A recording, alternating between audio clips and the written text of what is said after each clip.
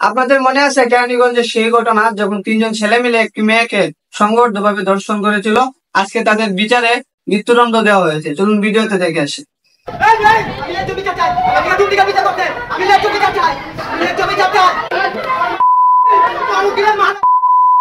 যেমন কর্ম করবা তেমন ফল পেতেই হবে।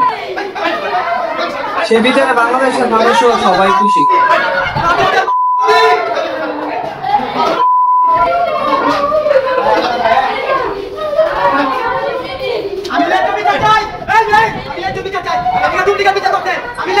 এখন বলতে হবে ন্যায্য বিচার চাই, ন্যায্য বিচার চাই।